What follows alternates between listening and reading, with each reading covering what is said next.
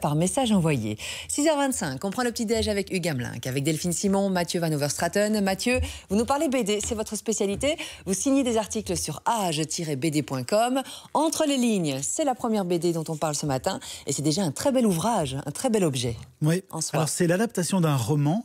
Vous savez peut-être, mais il y a de plus en plus de romans qui sont adaptés en bande dessinée. On parlait il y a quelques jours de Michel Bussy. Ici, c'est l'adaptation BD d'un roman de Baptiste Beaulieu qui s'appelle Toutes les histoires d'amour du monde. Alors je ne sais pas pourquoi ils ont changé le titre pour la BD qui s'appelle ici Entre les lignes. Alors il faut bien le dire aussi, les versions BD des romans, c'est pas toujours des réussites. Parce que les romans, c'est souvent très dense, très difficile à résumer.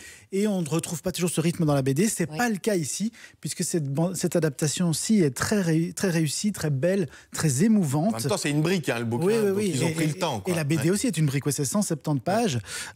Et ce qui est très émouvant aussi, c'est que c'est une histoire qui est inspirée d'une véritable histoire, donc autobiographique. C'est autour d'un secret de famille, c'est ça? Oui, Entre les lignes, c'est vraiment une histoire de non-dit, de secret de famille. Ça commence par l'irruption subite de Denis, qui est le père du héros, qui s'appelle Baptiste, dans le cabinet médical de son fils. Il est furieux parce qu'il vient de découvrir que Moïse, qui est son père à lui, donc le grand-père de Baptiste, a menti pendant toute sa vie à sa famille, puisque après la mort de son père, Denis a découvert des carnets dans lesquels Moïse raconte sa vie depuis les années 1910 jusqu'aux années 1950. Et ce qui est dingue, c'est que cette vie ne correspond pas du tout à ce que ses proches connaissent de lui.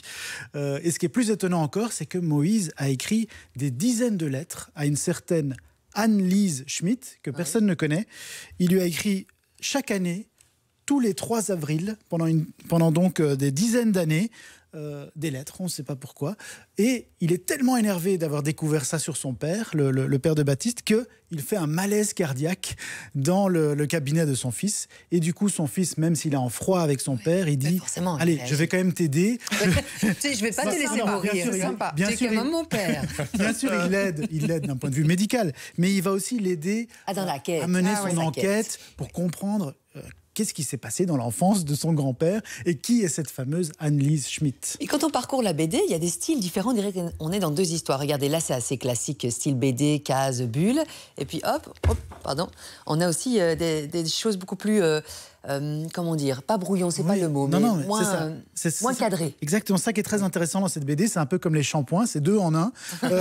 On suit en parallèle 2 parcours, puisqu'on suit d'un côté le parcours de Moïse, le grand-père, via les lettres qu'il a écrites à Anne-Lise Schmitt. Et ça, c'est les parties qui sont dessinées un peu au crayon, comme ça, avec pas mal de textes autour. Et puis, en même temps, on suit l'enquête de Baptiste, qui lui va aider son père à retrouver les témoins de l'époque.